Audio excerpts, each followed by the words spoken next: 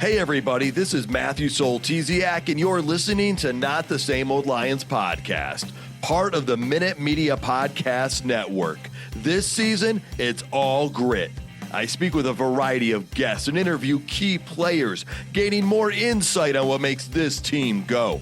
The Detroit Lions are now in a new, grittier era, and we look beyond just the kneecaps when it comes to the analysis. Welcome to another episode. In this episode, we discuss the Detroit Lions' 45-31 loss to the Washington Commanders in the divisional round of the playoffs.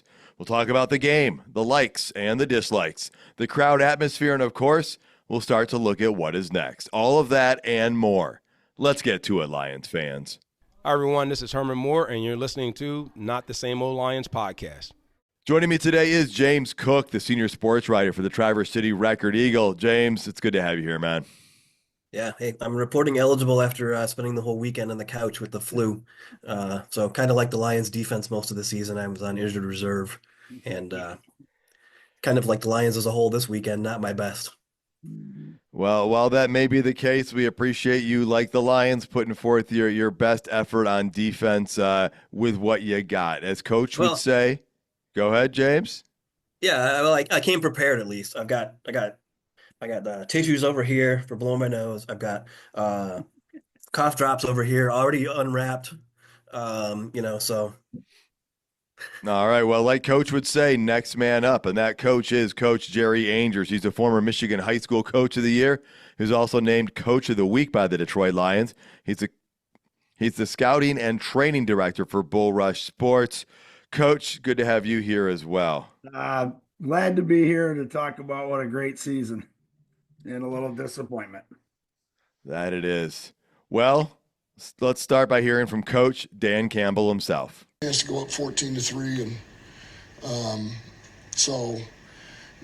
that was where the beginning of it started. And so you need a stop, you don't get a stop. When we do get a stop, we turn the ball over. So we just didn't compliment each other, and it was it's just, as everybody knows, you turn the ball over 5 times, and the last one's whatever, so call it 4. That's fine. It's just too much. It's too hard against a team like that to come back. And we tried. We just couldn't quite get over the hump.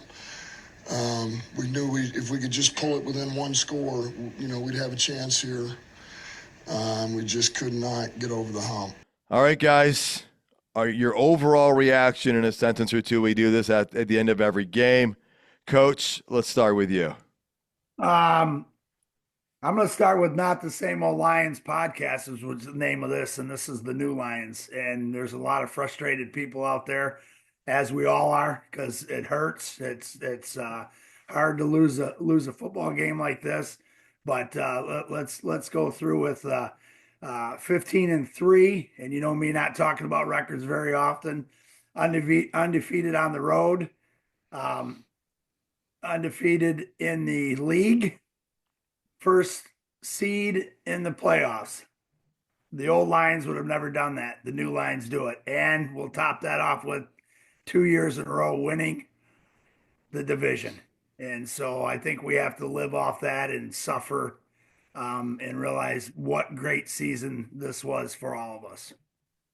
For sure. And like you said, undefeated in the division this year, 6-0 in the division. Pretty incredible. James, overall reaction in a sentence or two to this game and where we ended.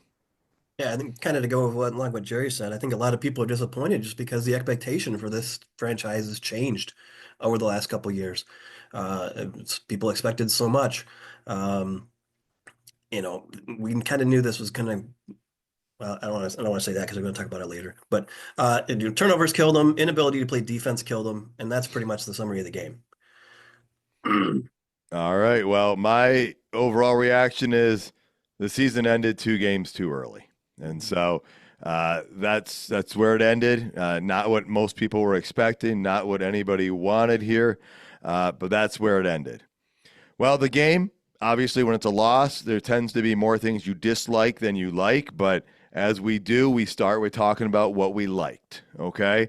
And so some highlight moments. I mean, Jahmyr Gibbs continuing to be that offensive weapon for this Detroit offense. I mean, He had a phenomenal game. The Lions' running game on the ground was really good in this game as well. And so, when you look at those offensive numbers, I believe the Lions had like 200 yards rushing on the ground. You see that and you think, man, you're going to give me 200 yards rushing on the ground, 201.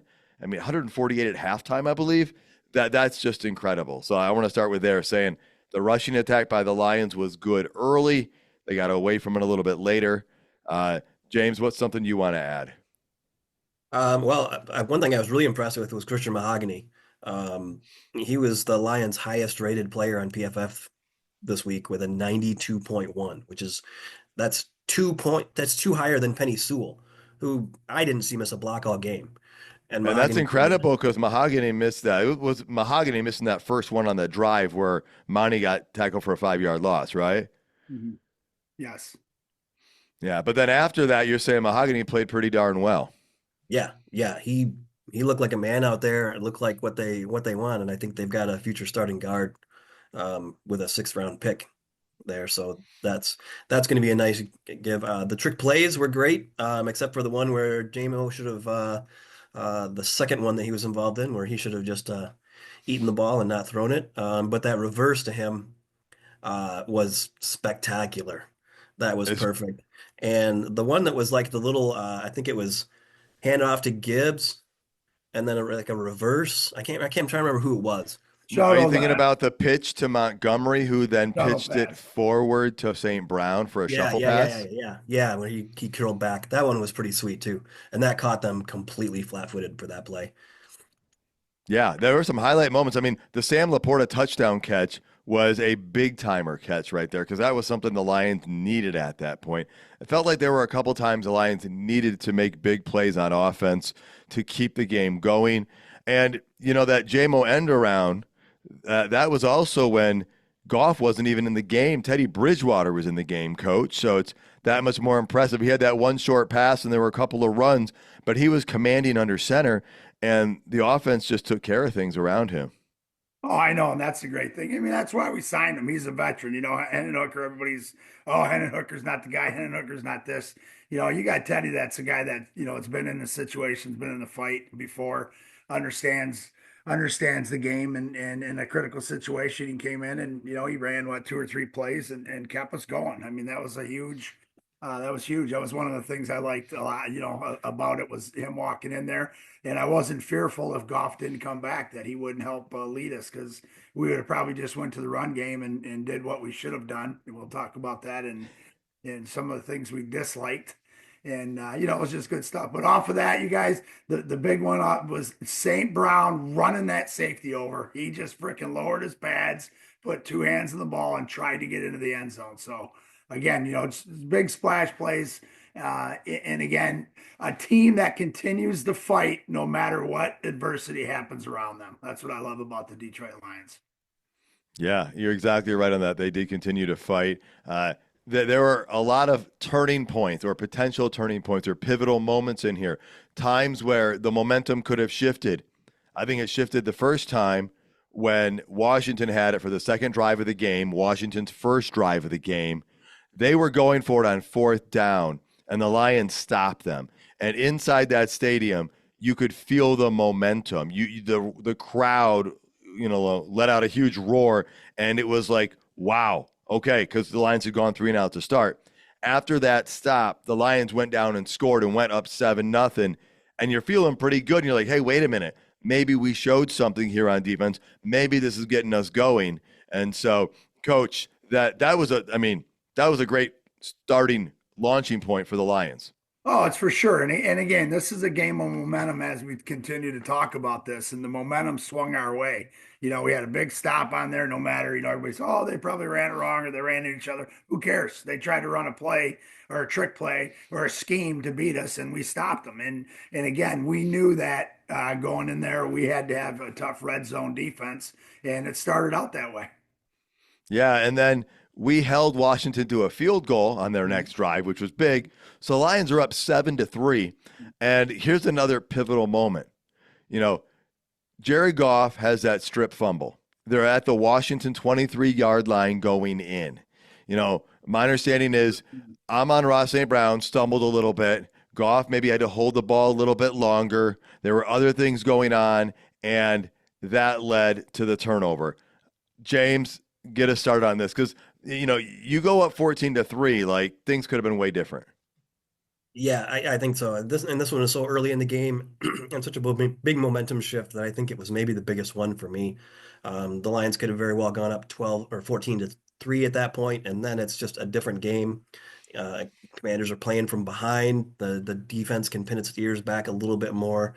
I think we mentioned last week, that we haven't seen this defense really had to play from behind much.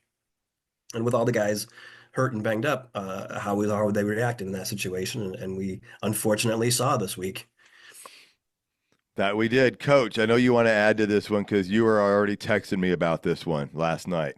Well, sitting in Buffalo Wild Wings with Coach Hazelton, and thanks to Jeff and Brian Carmody for the invite, and really enjoyed it. But the big thing on that was, as soon as that happened, I looked at Todd Hazelton. I said that may be the critical turning point of this game. And James alluded to it. It's not as much as the 14-3 concept. Okay, if we score there, it's at least 10-3, and then we're kicking off. They get a strip sack, the momentum changes. What happens after that? They go down and score. Now it's 10-7, okay, instead of 14-3 or even 10-3. All right. And what do we do on the next position? I believe we throw a pick or into that thing. Now, those are the, Jared, and I love Jared Goff, and I'm not saying one bad thing about it. And I hope he's here forever. He is going to lead us to a Super Bowl, but he sometimes gets into those things. Houston had the 5 turnovers. Not that they're all his fault, just like the strip sack was not his fault, right? And so he ends up throwing a pick on that, probably because he tries to take the deeper route instead of the under route to Laporta, which he does check downs all the time. And that's one of those things that happens. But here's the thing is, it's 3rd and 1, okay? And we've talked about this last year and talked about this year. It's 3rd and 1. And I believe we went empty. We Okay. did.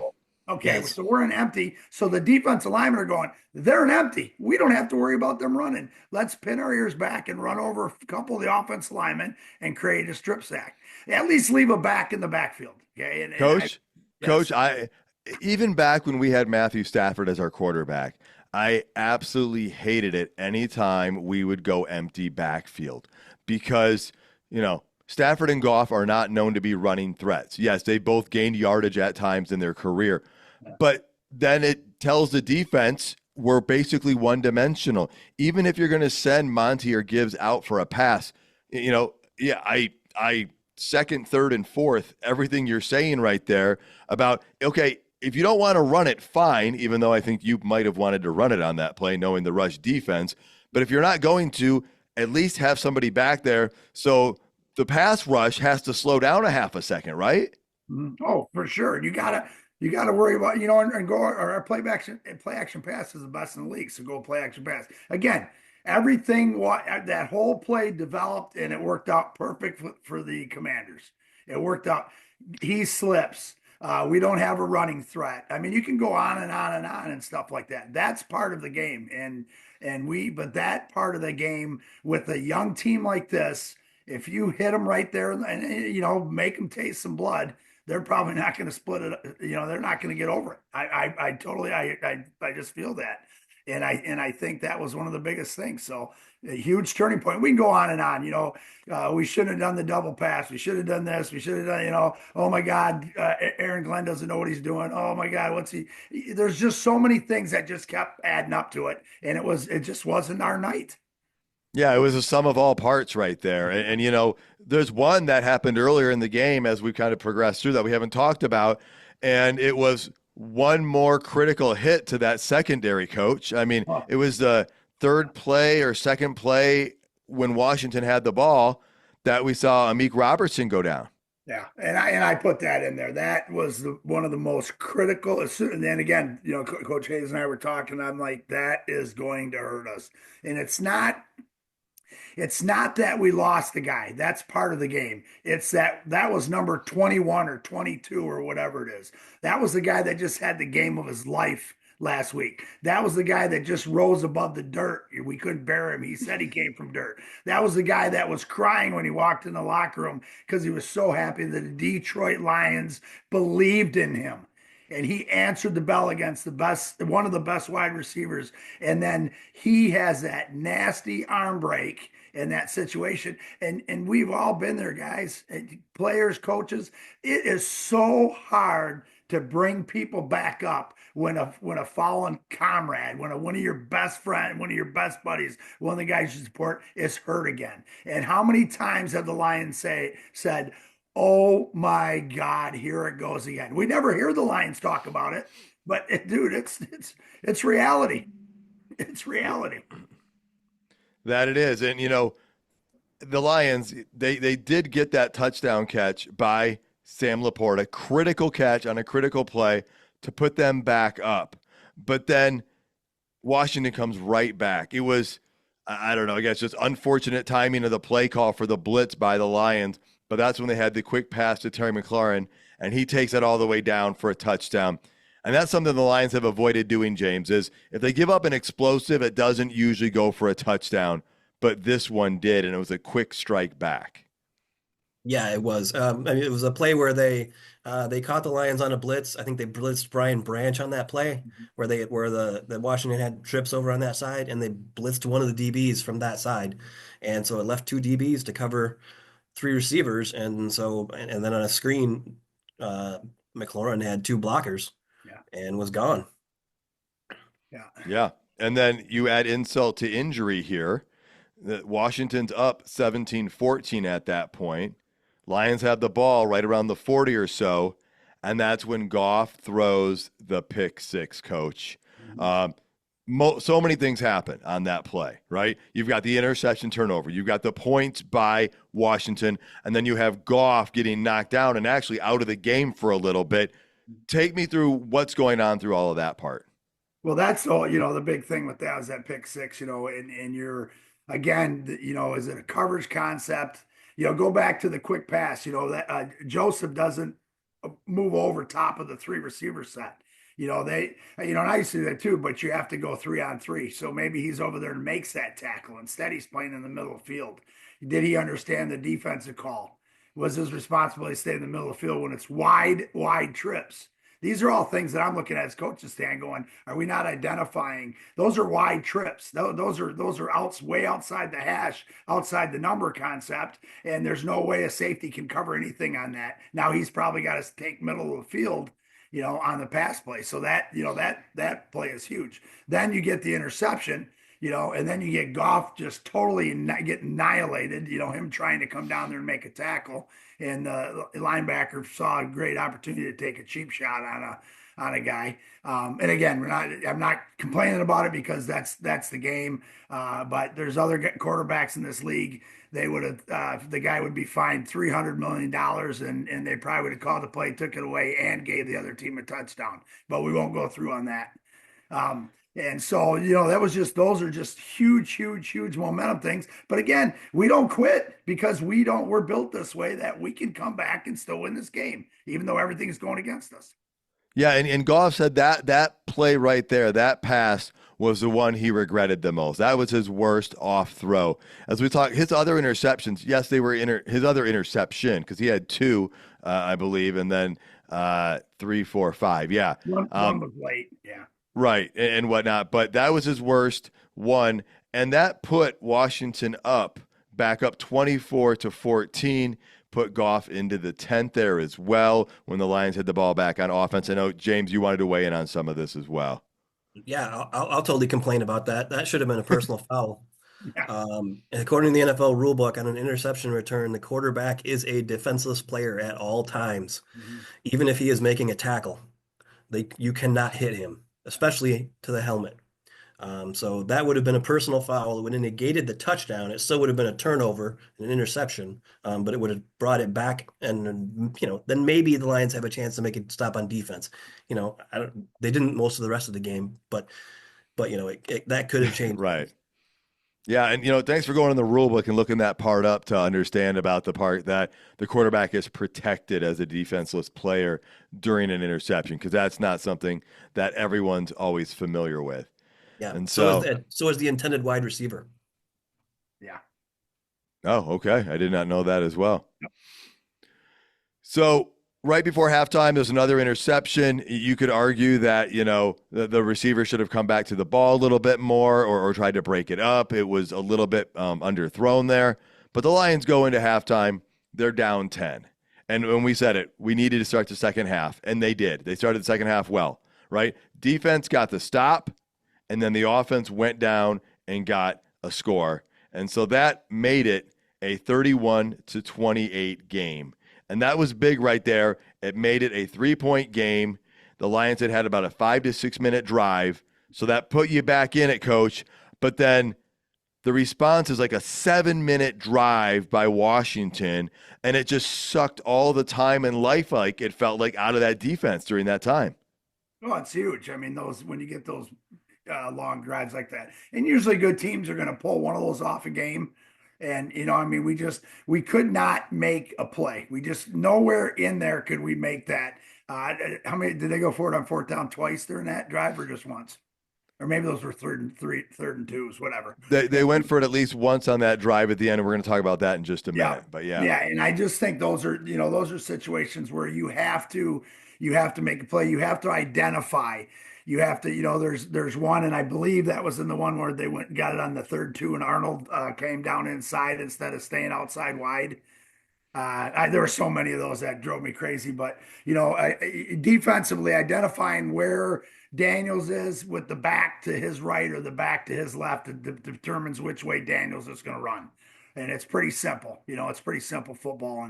And again, nobody could make that big play. There was, and again, Pascal had a big rush on one, and he threw him for first down. I think that was in that same drive. If Pascal throws his hands up, like our boy from Pittsburgh Steelers does all the time, that's why he blocks freaking 20 passes a year. We probably knock one of those down.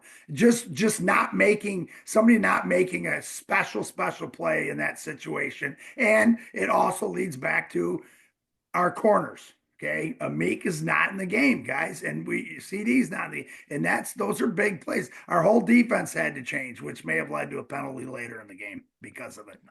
Yeah, and it was in the third quarter that I saw that Ifatu Melifonwu, Iffy, was out with a hamstring. James, you were watching the broadcast of this. Do you know when he went out, or how long he was out, or what happened with him? Yeah, it was in the third quarter. I can't remember exactly, but I remember seeing him kind of limping off the field and going over to the trainers. And then I don't think I saw him come back in, but I'm not 100% on that. So they had some real deep backups in the secondary. Well, and let's talk about that part right there, Coach. On that play with Iffy, Branch also had to be pulled out. They were cutting his leg. Remember, they were cutting his socks or his. Yeah. And so all of a sudden, boom! Now you have your safety and your nickel slot safety, whatever you want to call it, guys. And now you got two guys out, and here we go again. I don't. They're built that way, but man, it's a long season being built that way, guys. Yeah, I think Branch was cramping, so they cut the sock off so that it kind of didn't get as hot without the sock on, which was an odd thing to see, the trainer just cutting a sock off below the knee and then above the shoe. Well, and then so the banged up secondary also led to some other things, as you guys already kind of started alluding to, which was it was 4th and 2 from the 5-yard line, and the Lions did a substitution. Nowaski, I believe it was, runs onto the field.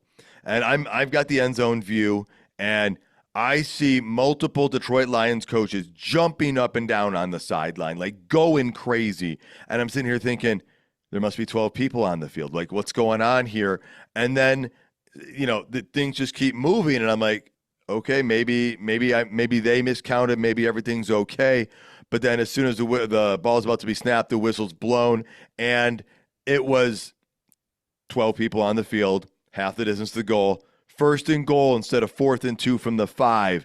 James, talk to us about that. And then, Coach, I've got a couple questions to follow up with you right after James weighs in.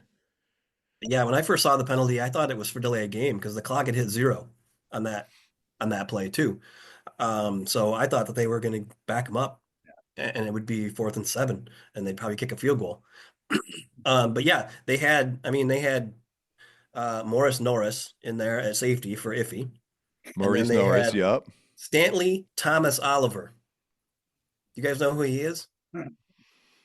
No, and He's we know the roster halfway decently. He's a corner they signed to the practice squad a few weeks ago, and he played in the Vikings game a little bit, but just on special teams. And they had to have him in there in that game because they were down to Taron Arnold and Vildor at corner, Yeah. after the injury to Amik. So they needed somebody else to play there. So for the nickel package, they needed him in. So with a bunch of new guys, I imagine it was probably a bit easier for them to mess that up. But they absolutely should have burned a timeout in that one. I mean, that was a big play. Yeah, and obviously they were probably trying to get one of those guys off, get the linebacker Nowaski in there to be able to keep the short yardage situation better in check. Coach, I mean, I don't know I don't know what you saw from where you were. I have not gone back to rewatch any of this. I doubt you have gone back to watch any of it yet. I just saw the real time stuff, but those coaches were jumping up and down. I don't know if they showed it on TV at all. Well, what do you know in a situation like that? Were they try? And then we'll see what James heard or what they said on the broadcast. But it sounds like they were trying to tell Campbell to take a timeout, but maybe he couldn't hear or the info didn't get there because you don't just let it happen. I mean, right? No, you don't. And we want our fans. This is one of those point in time when our fans hurt us, which we don't want them. We want our fans to be the 12th man, but in this play they were the 13th man. And yeah, guys are jumping. Maybe nobody, who knows where AG was. Nobody runs down to grab one of the coordinators. Nobody runs to grab Campbell. All of a sudden we got too many people on the field. We got guys that are playing that aren't supposed to be playing. In this package, they're probably supposed to be off. You got guys going down, and that was a critical thing. And again, I don't know what happened on the sidelines. I saw the coaches jumping. I mean, the exact same thing what James said is I'm like, that's freaking the clock ran out. Clock ran out. The clock ran out, but it ran out with the Lions having 12 players on the field. So we got banged for that. So critical situation.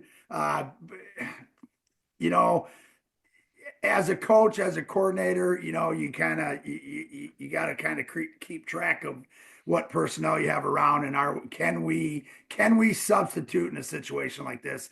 Or I used to have my super 11, and so if I ever had a problem, I just throw them all out there because I knew they pretty much could run the whole defense. And again, it's like we've been talking about, it's a chain of events, guys. It keeps big snowball. Everything went wrong in critical, bad situations, offense, defense, special teams, coaching, the whole works. And the crowd was too loud on that play, so let's blame them too.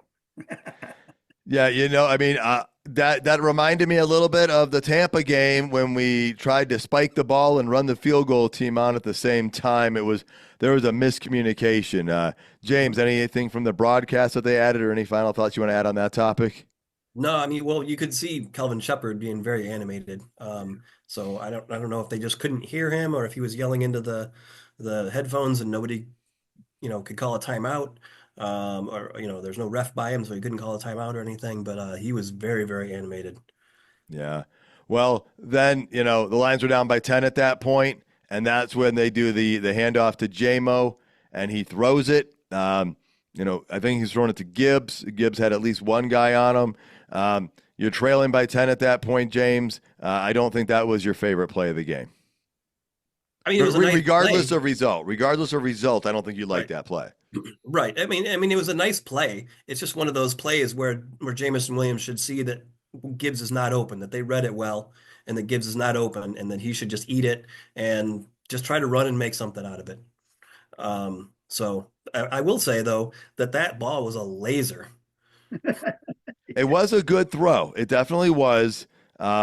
Coach, he threw it to the sideline. That's what you're supposed to do, right? You're supposed to throw it to the outside the numbers. But I just can't help but wonder, Campbell was asked, and he's like, yeah, I wish you would have just run the ball. You're asking JMO to make a decision on throwing or running in a critical time. He is still a younger player. He does have a good arm. That was a nice, a laser of a throw.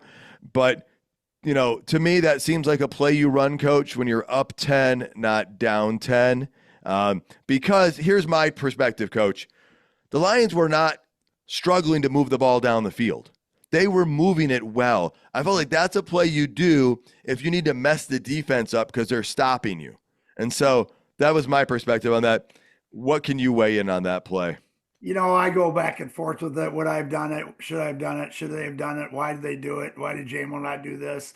I think here's the thing is I think with the Lions situation, they're always trying to create something to ignite the team. And with the guys down, it could have been we want a big splash play to score here. How much time was left on the clock?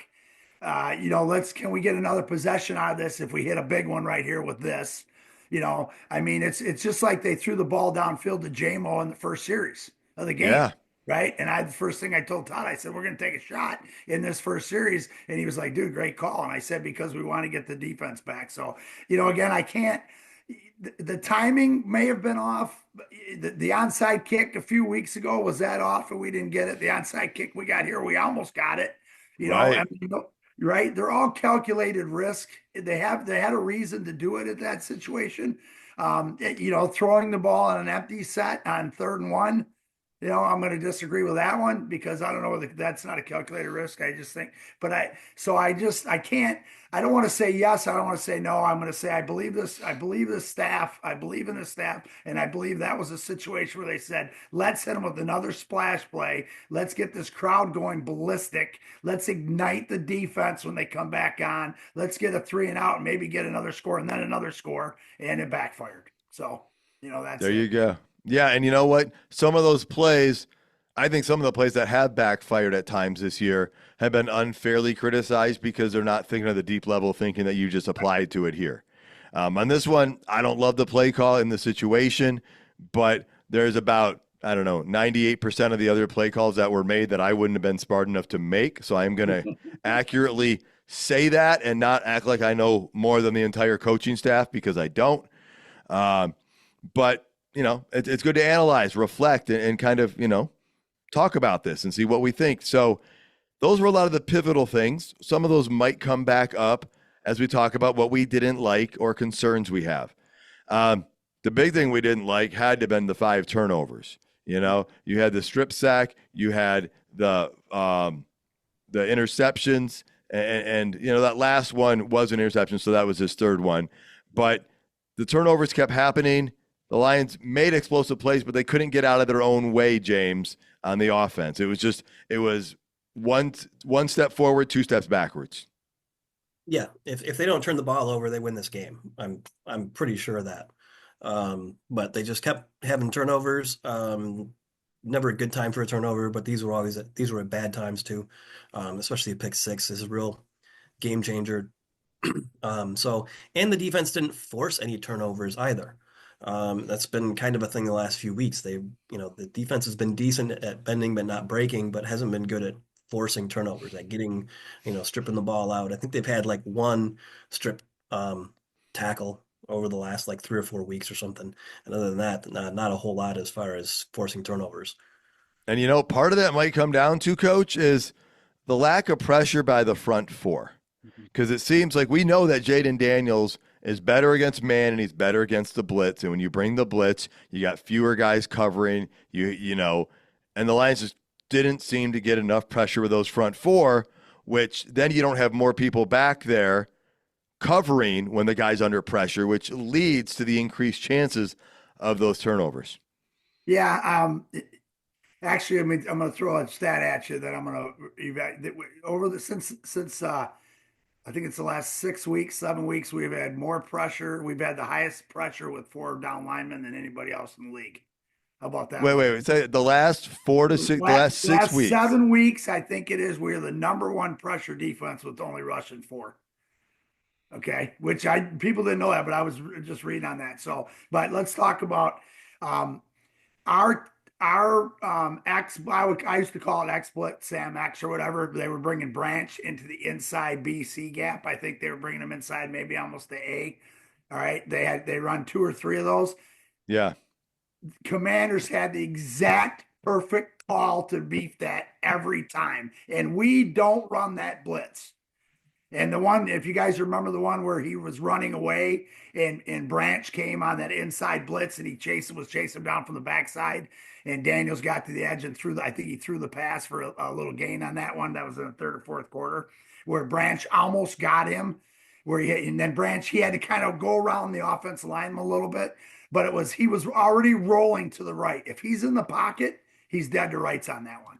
So I think those are some of the things we couldn't get that right thing. And there was another play too where we had everything set up right, and Daniels kept it around the right edge on a 3rd and 2 call, and Terry and Arnold stepped inside instead of going, okay, the running back's my side. Daniels is probably coming my way. I'm going to squeeze down the line of scrimmage because there's 10 guys to my right that can make the tackle. And he came inside, and that gave Daniels the edge on that. And you're right. We couldn't get him, we couldn't get him off his space. If we get, and he stayed comfortable, and we just kept giving him the comfort and not that pressure concept. So I think some of the blitz concepts were pretty good. I think they made some big calls, and Klingberry, right? That's his name. Is that how you say it? Their offense coordinator, Cliff Kingsbury. Yeah. he threw a freaking full back arrow to seal the game. He called the fullback arrow route, guys. That's just, and it was perfectly thrown. So he did a lot of studying. I'll guarantee he's working on Detroit's defense longer than 6 days. And so kudos to them, man. We got to give it to them, and we just didn't have the bodies to get it. But you guys are right. I mean, we didn't knock him off his spot. We stopped him pretty decent in some run plays, but then he'd break 1 or 2 on big gainers. So. Well, that's the thing. I mean, Daniels, I think only threw for like 50 some yards in the second half. They ran the ball a ton. And so we didn't get him off the spot. No. And in the second half, actually, as I'm watching that, I think fourth quarter, I thought Mouse Davis was running this offense, Coach, because they basically lined up in the run and shoot. Yep. They put 4 receivers on the field. They split them out super wide. You got 1 running back, and it's like, you can do single coverage with those guys and put everybody else in the middle, and you're either going to stop the running back or Jaden Daniels is going to take off the other direction. I mean, I don't know how you defend that with what we had there last night and against that. But it brought me back to the 90s, what the Lions used to do. But you've got a running back and a very mobile quarterback who's also a very good throwing quarterback, and it just seemed like that put the defense in a situation that they were going to have a really hard time stopping. I mean, the Lions gave 182 yards on the ground in this game. Yeah. Well, the inside zone plays and stuff were just, seam after seam after seam with that running back was disheartening. And I think we got so locked into stopping Daniels and saying Daniels isn't going to beat us with their legs. We let the other guy beat us, which set up the Daniels runs. And again, those are easy concepts, 6 in the box, make them throw. Are we going to stop the run? We're going to stop the pass. Tough to stop the pass when you lose your best corner and you've already got your other best corner out. And hey, let's give a kudos to Vildor. I thought he did a good job, and he made a huge play when he came in with that crossing route. So we didn't talk about that in Vildor, but so yeah, it was just I think we just scrambled. We got nervous for the first time in a long time, and didn't say we're built for this, and said, "Oh my God, we got to make a play," and we opened the door up for them to look like the best team in the NFL. Yeah, and Iffy himself, being out as well, made us even thinner because he was going to be a key guy going up there. James, what do you want to add? Yeah, I think we should just rename the podcast to the Kindle Vildor Truthers, because I think we're all trying to convince people that Kindle Vildor is not as bad as people think. Well, another thing I want to talk about is the special teams return game. James, you did some looking at this. I want you to weigh in, and I've got some stuff to add as well. Well, I mean, the thing you noticed in the kicking game was that they were kicking the ball inside the 10 and daring us to return it, making us return it. And like they obviously were not afraid of Craig Reynolds. They were kicking it away from Khalif Raymond and kicking it at Craig Reynolds and saying, you beat us because we don't think you have the speed to do it. And they just kept doing it over and over and over again. And the Lions didn't really adapt very quickly to that at all. There was a play, one of the kickoffs, where as the kicker was running towards the ball, I'm looking in the end zone, and Raymond and Reynolds are trying to run back and forth and swap spots because they figured out what was going on.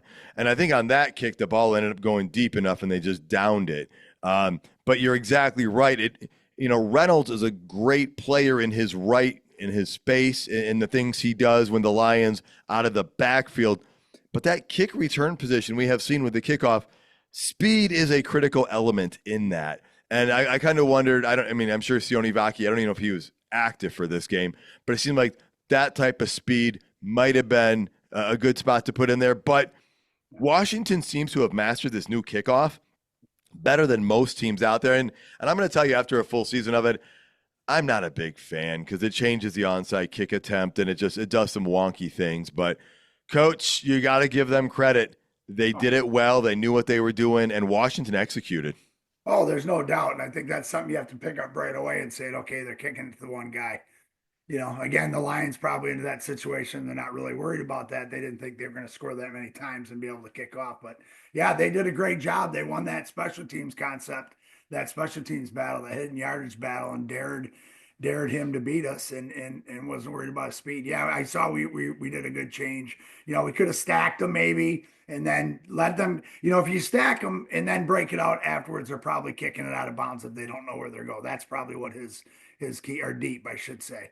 And they started out bad with the first kick, and then after that, they won that. They made us go over 80 yards. So, James, I got a rule change proposal for you on the onside kick, so that you don't have to declare when it's going. If your kicker is good enough to just land it in the 5 yards in between your line and their line, that's an onside kick. oh. all Right, so There's keep a the high same ball. kickoff concept, but just allow a optional alternative landing zone, which becomes the onside kick landing zone.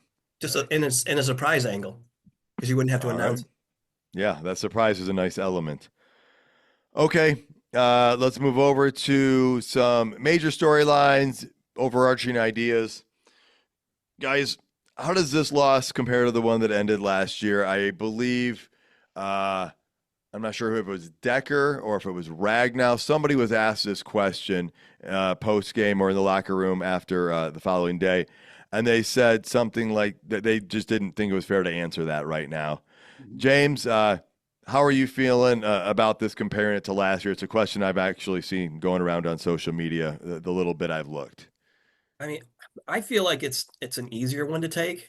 I was surprised that I was not upset during. I mean, I was not happy, obviously, but I was not like getting mad or anything like that. Actually, my wife, who was a Packers fan, was more upset that the Lions were losing than I was. Uh, but just with all the injuries on this defense, I guess it was only a matter of time until someone totally exploited that and went crazy, and Washington did.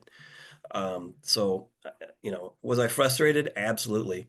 But this season as a whole has just been so great that I don't know that this one loss to a very good Washington team diminishes that too much. Would it have been great to have been playing in 3 weeks in New Orleans? Absolutely. But so be it. Coach, the one seed had it sewed up. I mean, didn't have it, had to earn it, had to go into the final week of the season. But you get the home game. You're going up against a team that is good, but the lower seed.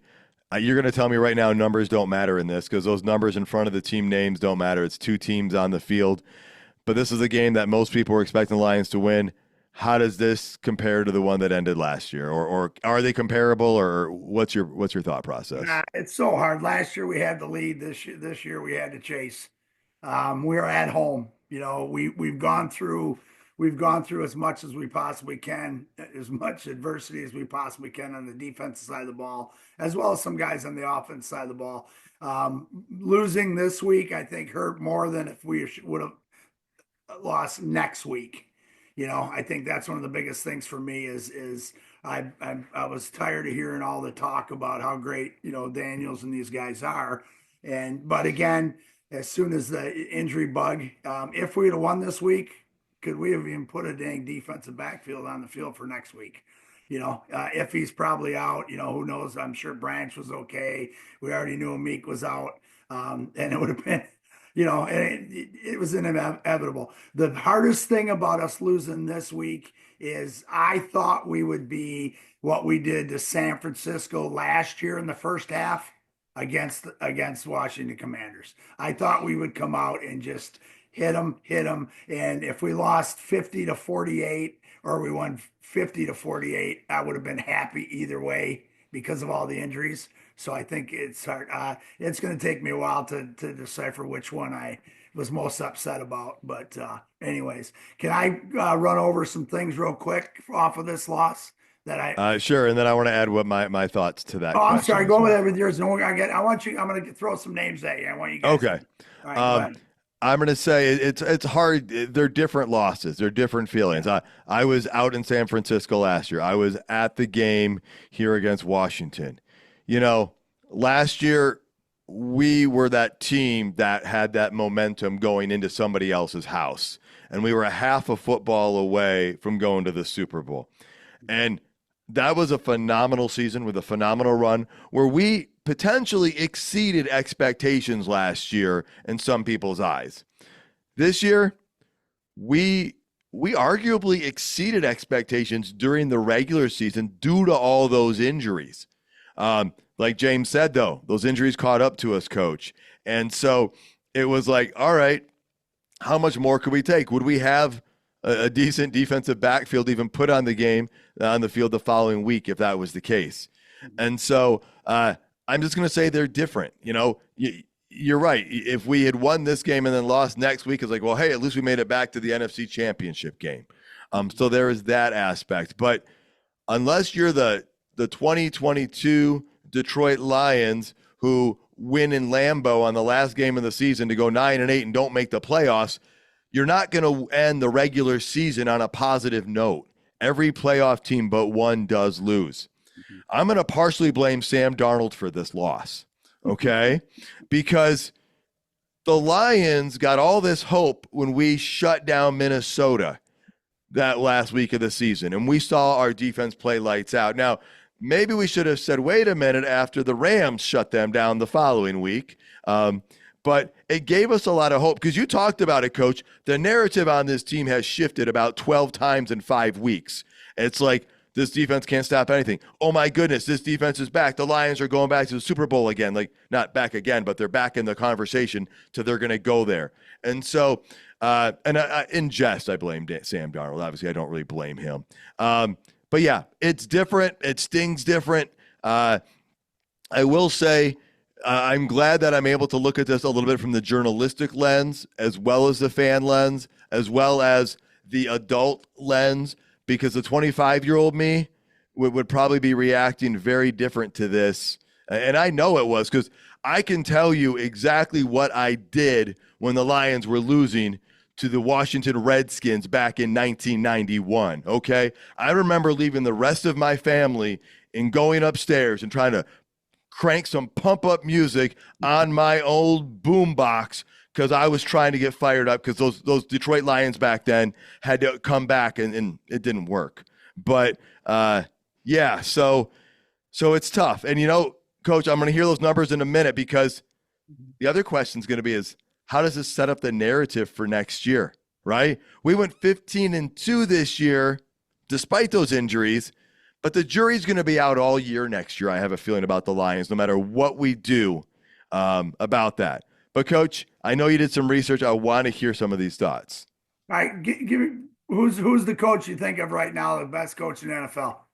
Andy Reid. That's who comes to me. Andy Reid. Let me throw this at you.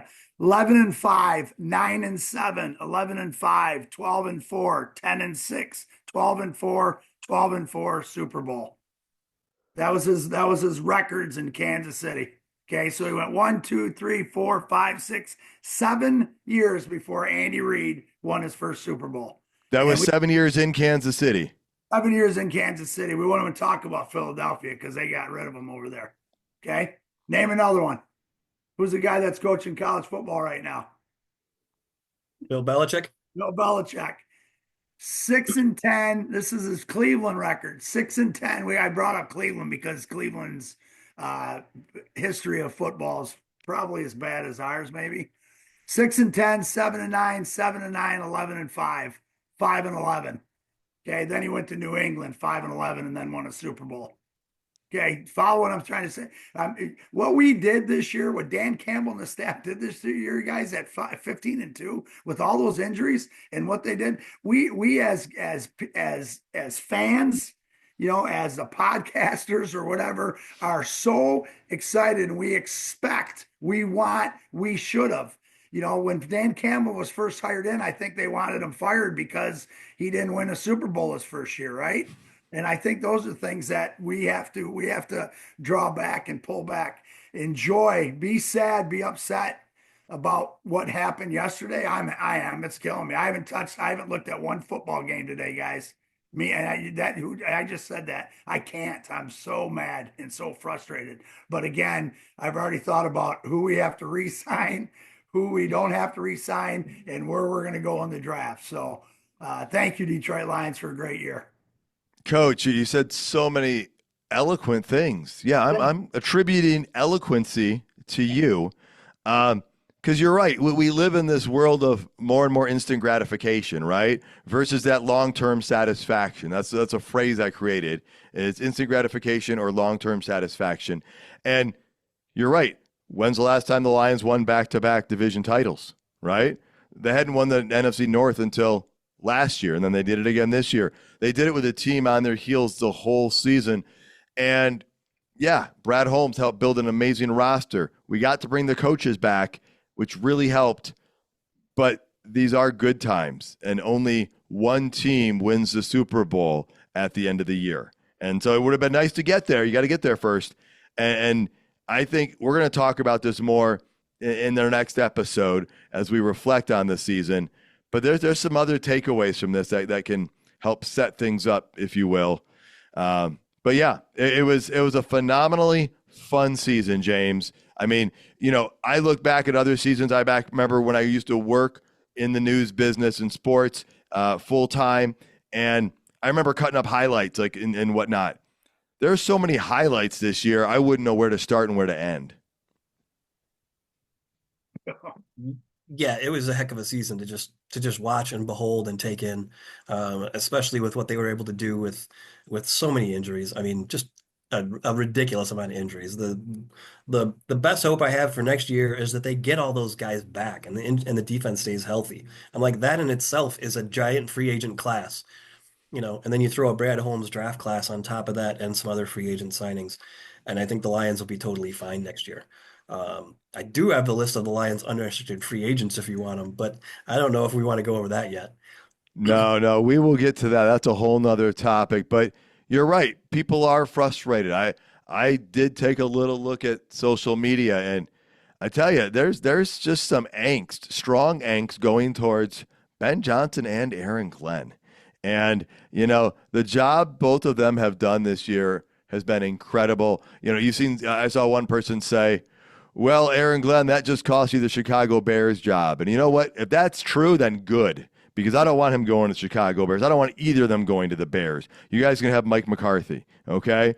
And yes, I know, be careful what you ask for. But just don't take one of our guys is all I'm saying.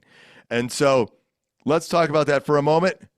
Ben Johnson, Aaron Glenn, they are now eligible to actually speak with other people. Also, some people said they were distracted by interviewing last week.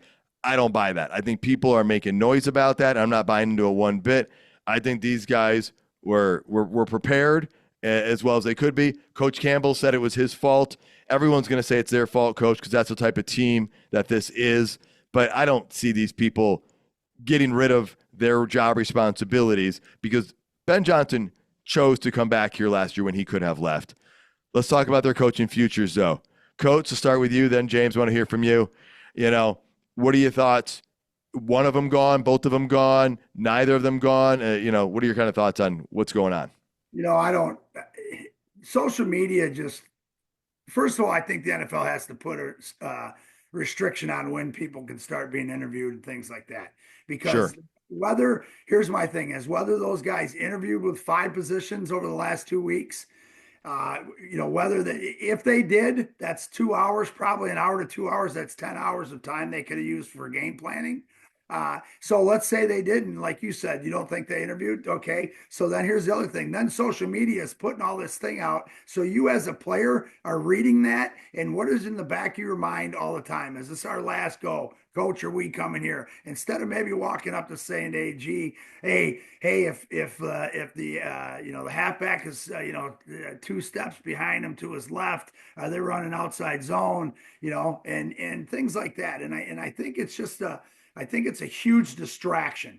And again, all the press conferences with Campbell and when I was watching those, I watched those to hear their input. I watched those to hear what they want to say. And then the first questions out of their mouths are always, "Hey Dan, are your guys going somewhere?" Or hey AG, how was your interview? Or hey, and it's the most frustrating thing in the world. So because it gets, first thing I said last night, hey, if those guys did do that, that's 10 hours they could have been spending more game planning and stuff like that.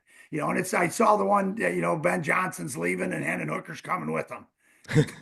Whatever. Right. Okay. And Shepard's going with AG. And you know what? Leave it alone. And let's go back to Dan Campbell real quick. I heard he's getting hammered in the social media today a little bit because he was crying at his press conference. I love that Really? guy. Yes. People talking smack about that. That is ridiculous. That guy, he took everything on his shoulders, said it was his fault. He took everything on his shoulders, and that's what the sign of a great coach. And he shows how much he loves and cares for this city and these people. And if you don't like him, get off the wagon. Okay, sorry. His wife sent out a great thing. I don't know if you guys saw it. And all I'm going to say is, from what she said about it was a broken heart, it was really awesome. All I hit her back was broken hearts mend and become stronger. Look out for the Lions next year. I promise you. There you go, man. I like it, Coach. And you have a gut feeling on whether we lose one or both of them or none of them? I hope they're both staying because they had unfinished business. That's all I'm going to say. I don't predict much. I'm going to say 1-0 this week. All right. There you go. There's Coach Angers. James, what do you got on Ben Johnson and Aaron Glenn's coaching futures? So that means we're only going to lose one as 1-0. We're going to win this week. That's all I'm saying. I see what you did there. Yeah, I think, if you remember last year when Ben Johnson and Aaron Glenn didn't take head coaching jobs and Ben Johnson completely had offers on the table from teams to be a head coach the last 2 years. He said he wanted to stay here and win. And so I think that this loss makes it a little bit more likely that he stays here. And I think the same could be said for Aaron Glenn. The lure of a head coaching job could be something, but there's no salary cap on coaching salaries, so the Fords can just step in and give them extra money and keep them here. So I think there's a decent chance. I don't think it's a great chance, but I think that there is a chance that they're both back. I think it's obviously a good chance that they lose both and a pretty good chance that they lose one of the two. Yeah, I have a feeling that if Aaron Glenn's offered a job, he's taking it. If it's the right fit for him, I see him being ready to move into that role. I think he's at that spot where, from what I've seen from the outside, that he wants that. Last year, as you guys know, I was one of the people in December saying everybody thinks Ben Johnson's gone, but I'm not so sure. And I mean, that question was laughed at, and I was told he was moving as soon as the season was over. And you just had that gut feeling. And you're right, James. He texted, I believe it was Amon-Ra St. Brown, says we got unfinished business. And I felt like the way this season went would dictate some of that this year. I think there's a much better chance he leaves this year than last year, but I wouldn't say it's 100%. Because nothing ever is until it's done. And Coach, you talked about that college coach. Rumors are he's never put pen to paper. And so, who knows what's going on there? It seems like that ship sailed, and they should have brought the speedboat over before they set sail on the sailboat there. But back to this, I think we're going to lose one of them. I have a feeling, I think we're going to lose one of them. And here's the thing. I still have confidence in Dan Campbell to promote from within or bring somebody from the outside. They've done it before. They've replaced the offensive coordinator before here and other coaches as well. And so, There we go. James, final thoughts before we kind of wrap it up. I don't know if I really have anything else. All right, Coach, how about you? Oh, I'm good. Just All sad right. it's over, boys. Yeah, like I said, ended 2 weeks too early for us, 2 football weeks. Folks, our schedule is going to slow down a little bit as we progress into the off-season mode. We're going to be back soon with a year in review episode. Give us a few days here to kind of, space out away from this so we can reflect. That's something even Dan Campbell said at his post-game press conference, is there were some things he couldn't speak on reflectively because it was too close to that loss. Obviously, it's not fun doing an episode like this where we have to talk about the things that didn't go right and we have that premature ending to the season. But we'll be back with that, and then we're going to keep up with any major off-season developments and happenings, just like we've done last year. We're going to prepare for key events like the off-season free agency, the combine, the draft, and all that stuff. Folks, I hope you've enjoyed the ride this year. It's been a fun season. It didn't end the way we want, but again, it only ends the way one team wants once a year. Thank you so much for listening. We've appreciated all the people that have tuned in, that have commented, that have reached out to us. It's been a really, really fun Detroit Lions season. As Coach and James have mentioned, if you've watched long enough, you know that these are not the same old Lions. And anyone that's telling you that, they're just wounded and lashing out at you, or they just don't understand. Folks, thank you so much for tuning in. You can find more episodes and content at notthesameoldlions.com. Tell your friends and family about the show. Like and comment on socials. Please subscribe regardless of your listening platform. And until next time, stay gritty, my friends.